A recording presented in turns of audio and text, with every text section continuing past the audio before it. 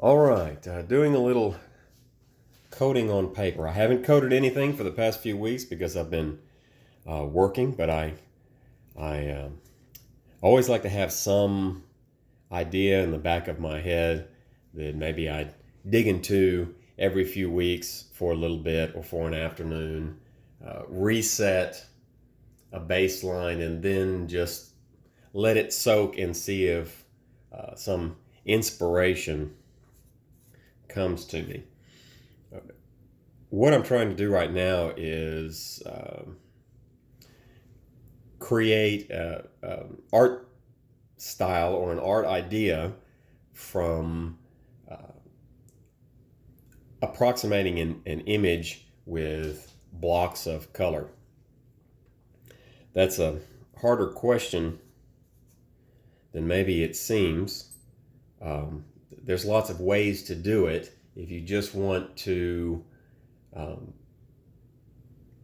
posterize something, then you can simplify the colors. You can use median cut or some other clustering algorithm to take the colors in an area and make them all one color. You know, for instance, you could use blocks or you could use triangles. The formula for whether a pixel in a triangle is pretty stable. So you could take your triangle and you could take all of your pixels that are inside of it and you can average those together, or with some sorts of rules, maybe get rid of your outliers, maybe make a cluster and take the largest cluster that you get and you fill your triangle with that color. That will accomplish um, an abstraction of your image in one layer. But if you wanted to maybe overlap triangles, you have a few different layers and your triangles aren't necessarily all on top of each other, then you've got other problems to solve. So if I fill this first base triangle with some color that's an average or good representative of the colors that are in it, it doesn't perfectly represent every color in the triangle. So I can put another set of triangles that aren't necessarily over the top of the first set of triangles, or we could use circles, whatever you like. And I've got to be thinking about what's left over with all these underlying pixels once I take out whatever I've colored it in with. So as I'm averaging everything that's left here, how much of this is left over that needs to be taken into consideration? With if you're doing this on paper or on a pixel, it's pretty straightforward because you can theoretically get to any color with three colors of ink. If you have it's cyan, yellow, magenta ink, then you have your subtractive colors, and they're all separate from each other. So however much cyan I put on, I don't need to account for that with the amount of yellow or the amount of magenta that I'm putting down. Similarly with light, you have red, green, blue, and I put some red light, some green light, and some blue light, and you see that this here, these will mix together. This layer right here is going to be white because you have everything added up. You have some red on top of it, and you end up with a pale red. If you're going to be putting these down and wanting them to mix inside of your eyeballs, then the math is a little different, and it's not so straightforward to reach everywhere in your color space. So for instance, if I am mixing colors, if I'm using additive colors, I have red, green, blue, and these cap out right here. So that's full red, full green, full blue. Then those add together and those make white. So that's how I would get my white. But if you're in a mixing space rather than adding them together, then you'd average these colors, not add them. So one red, one green, one blue. Average, you're going to get in with a color that's, a third red, third green, third blue, which is going to be kind of a medium gray. If you want white, you've got to add white. So when you add white, what are you adding it to, and what's left when you're done? You're not just, this is white in an additive space, what does white look like in a mixing space? Well, it's white, so how much color is left, and how much white can you add?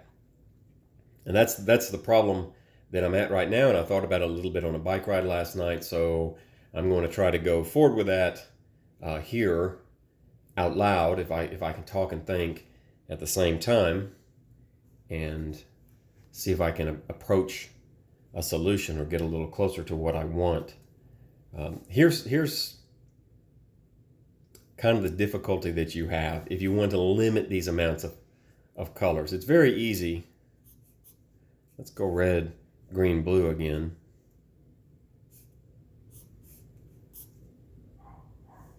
And blue. We'll make these equal.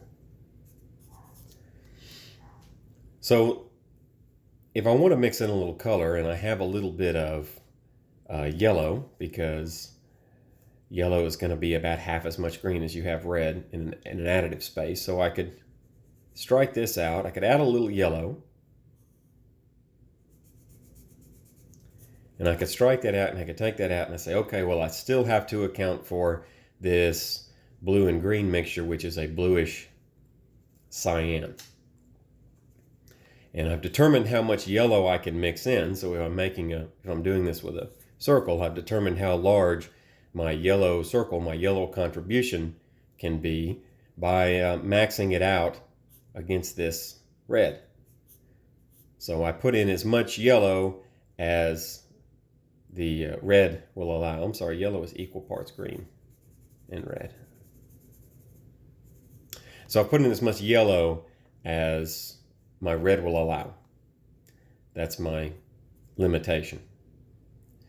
And as long as you look at things that way, and you have an infinite number of tries at this, then you just keep adding and adding and adding, and you make another contribution over here with a different color, and that's going to take out a little here. Then you've still got this left, and maybe you put some blue, and then you've got some green left over, so you add some green, and now you've gone, what is that, 5 colors, and you've got something that you can mix. That is a solution, but you're going to end up with almost as many colors as you started with, because you've got to keep making passes and keep making passes. So you're losing the idea of simplification of your image. You will have effectively blurred it, but you would you just have put millions of dots or circles or triangles of different colors to mix on top of it, which might look okay, but it's not going to allow you, to have an interesting looking abstraction, where, to me, what I want is something where these geometric elements, these dots or spaces of color, are fairly large, especially when you have a consistent color space. I want a nice large piece of color there, and I'd like to have a background that isn't white. So you want some background to show through, just like now I'm drawing on this yellow piece of paper. So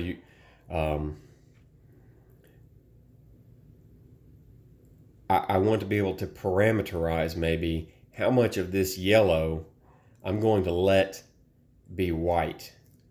Here's another problem. And if you look at a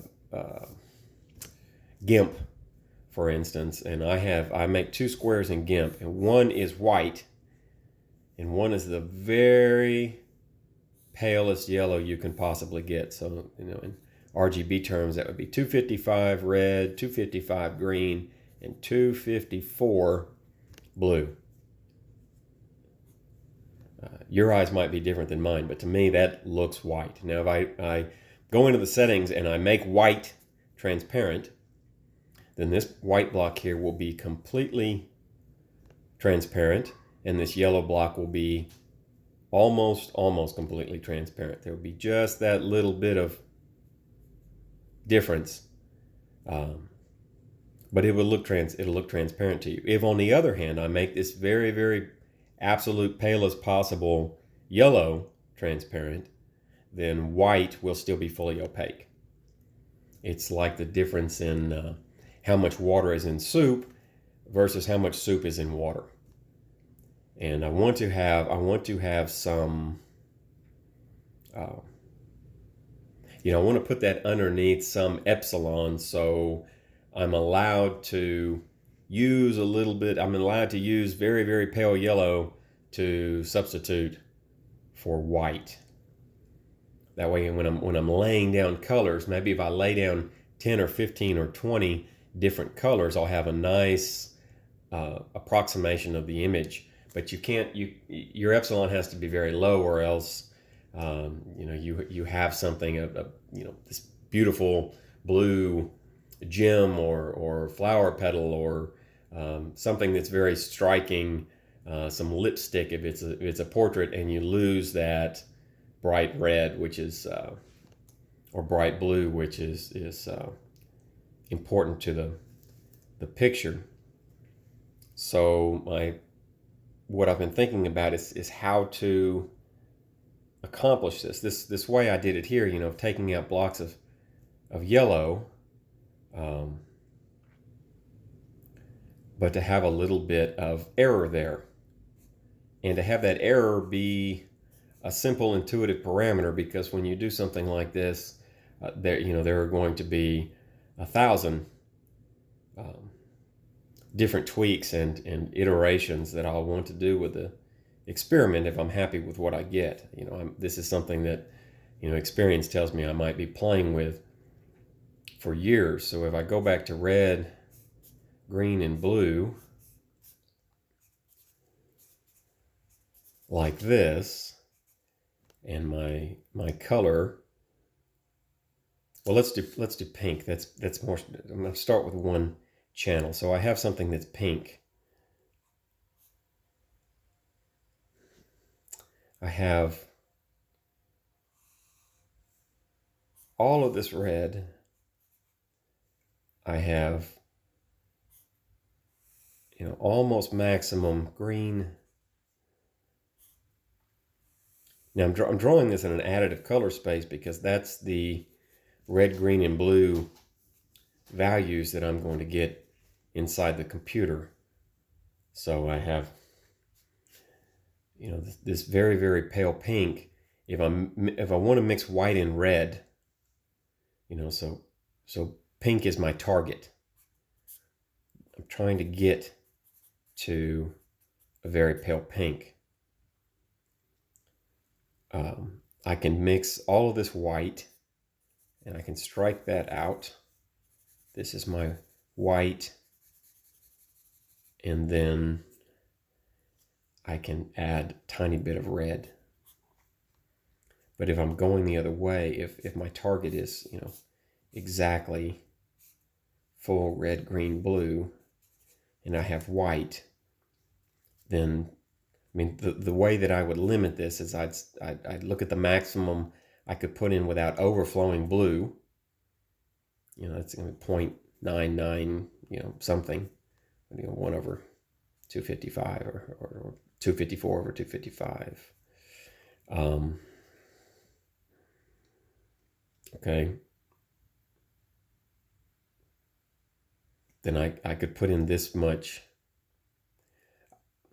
I can't put any pink into white because it's not going to be pure. This lowest value will be my limitation for white into pink. But my limitation, if I follow the same strategy, if I say how much pink will fit here is 0, and how much pink will fit here is 0, and how much pink will fit here, it's going to be, that's 1. So, even if I average those, I could average those or do some weighted average.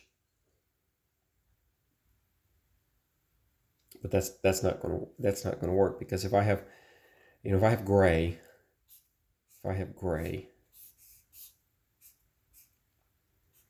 and I want to put, I've got white. White is my target. White is my target. Right? Everything full. And I want to know how much gray I can put into there. It's going to be 0, 0, 0. What if I have, but if I have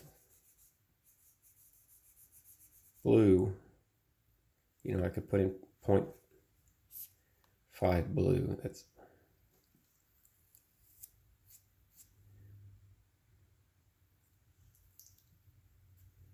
or if my blue is 50%. Okay, that's it. So my target is again going to be a yellow with full red, full green, and half blue. So for my blue channel, if I compare it to the blue channel of my gray, well, that's a perfect match. So I can completely fill my blue channel the same way this is filled. Green and red are going to be 0, and I'm going to get down to 1/3, which seems, I'm going to be putting 1/3 gray into pure blue, which is too high. So I could take a power of this, you just cube all of these. That would leave me cubing everything. So I'm putting in a bunch, I would cube it. Then you're not going to have a value over 1. These are all going to be from 0 to 1. So cubing everything would, knock those down, less for a high value, more for a lower value. So I'd end up with 1/3 cubed, 1/27th gray, which is some contribution. I'm not getting rid of that, but okay.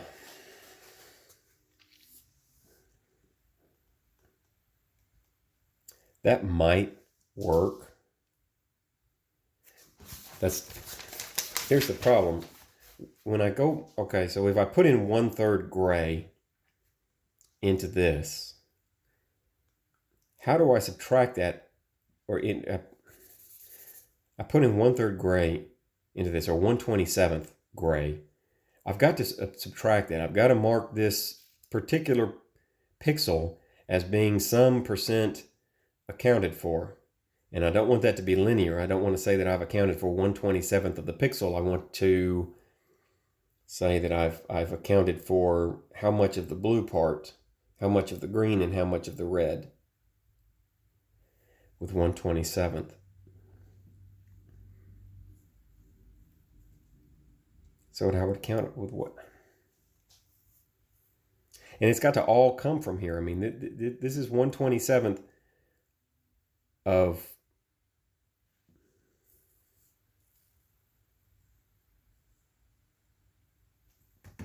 sleeping on that. Okay. I think a sort of statistical approach would be easier. To do that, your everything has to sum to 1. You're going to be sort of any learning or statistics approach I can imagine. Everything has to sum to 1. So, okay, there's 2. Okay, I could have red, all these values, red, not red. So that would be this portion up here. Green, not green. Blue, not blue, and those would, that would work. That would sum to 1 until I start taking color away. Then when I take color away, well, this is good because when I take color away, I can take away not blue. You know, let's say I end up with well, here, we'll do one channel. I have 3/4 red, 1/4 not red, and I mix in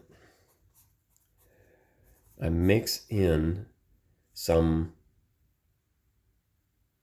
half value red. So the color I'm mixing into that is 1/2 not red, 1/2 red. That would take a window that would be limited by this smaller area here. So I would end up with all my not red accounted for, and 1/3 of my red accounted for. So this part here would go from 3/4 and 1/4 to 2/4 and 0, except it would all be, each one of these would be, start off as 1/6 as the so it'd be 1/6 times 3/4, 1/6 times 1/4. It would end up as 1/6 times 2/4 and 0.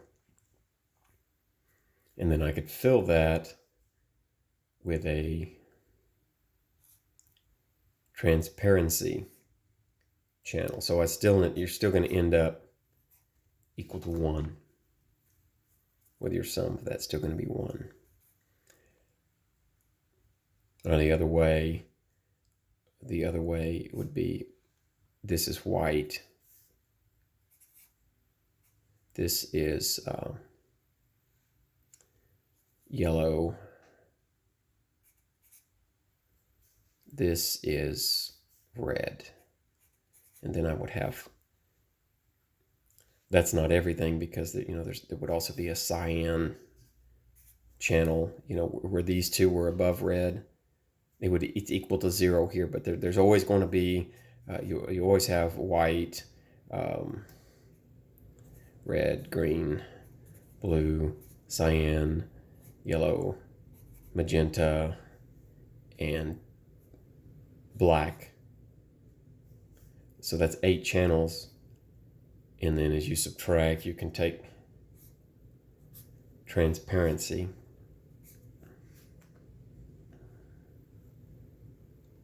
This is good, but there's,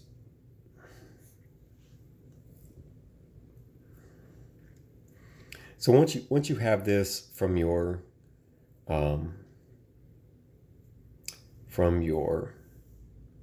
target, and then you have your other color, just a mix in color, and you have the same channels: white, red, green, blue, cyan, yellow, magenta.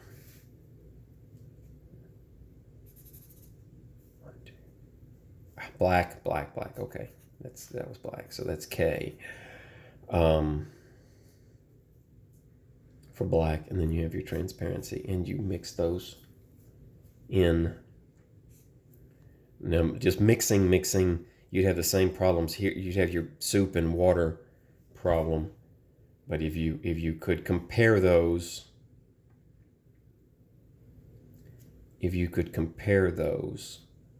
because this would be, if this all sums to 1, this is a multinomial distribution. This would be a multinomial distribution. So transparency here in your mixing is always going to be 0. And you could compare them. Maybe you rescale by t. So you'd scale this until t was 0 again. You'd increase all of these. So you're looking at and then you'd have to pull that back. But the problem is comparing them. The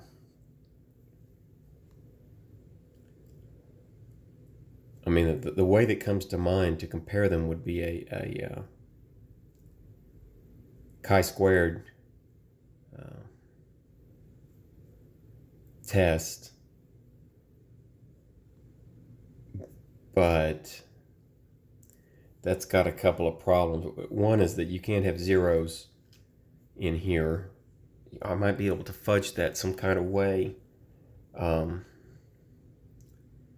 you can't have zeros because you whatever value here is going to be in your denominator. You know, your numerator for each channel, you'd have something like, white target minus, or absolute value minus white mix squared over white target. I think that's it. So and the other problem is that can't be.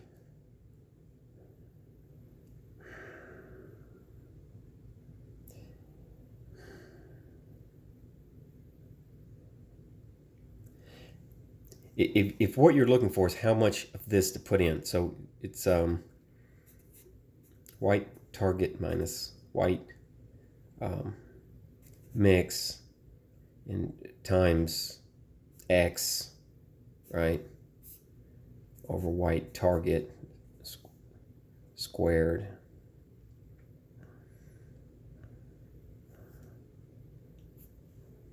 Okay. It's writing and talking, but that should be differentiable. So you know there's a will I be able to solve for this? I don't know. I'm at the yeah. That's going to take some Wikipedia. Some Wikipedia. I'm not 100% that I've got that right, but I think that's right. Okay, I'm going to table that. The other choice is sort of a trig. You know, if you've got these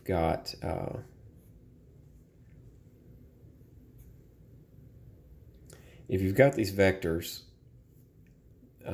you know, I guess they're 9 or 7 component vectors, then you should be able to. This is your target, and this is your mix. You're always going to have this perfect intersection at 0 and 0. So you've got to know where you are here, right? Because wherever you fall along here, this is how much you subtract. This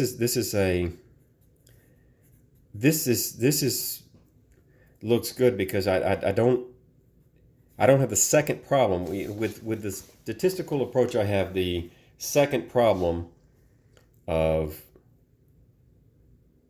not just how much of I have how much of this to put in.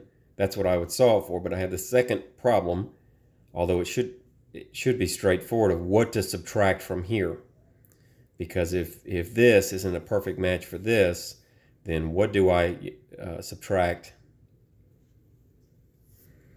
And then you just solve this here in 9-dimensional space. That's 9 and 2 are the same, but you solve for until this is your epsilon. That will give you this point and this point. So here's your scalar, and your mix, which this would be the color that you apply. So you would apply this. So this would determine the size of your triangle or dot or what have you, and this would be what you would subtract. The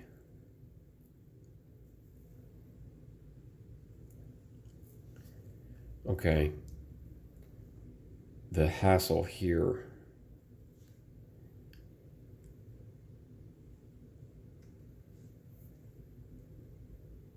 so you're going to have things on you.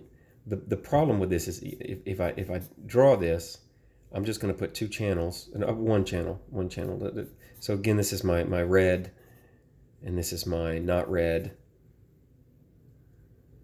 You know, and I take out this, right?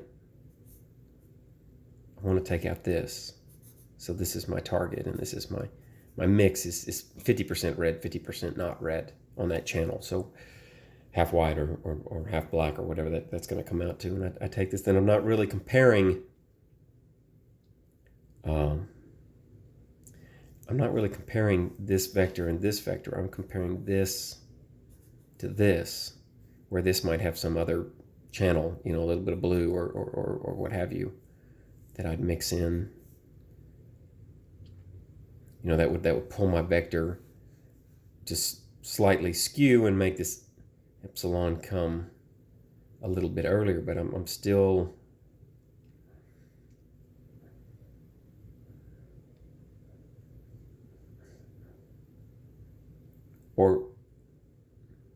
no, I only have to worry if there's a little bit of blue in here. There's a little bit of blue in here, it won't change the. You're still going to end up projecting onto 2 dimensions. But if there's a little bit of blue here, what am I comparing? What is this vector? I mean, this vector is going to be my mix. This vector is going to be some piece, because it wouldn't really matter if underneath, if all of this only accounted for 50% and underneath this was just a bunch of black. Well, that would pull this vector away, but it wouldn't have anything to do with how much of this I can mix in. That it has nothing to do with it, because I wouldn't be taking from this, or I wouldn't be accounting for this at all, but it would change the angle between my vectors.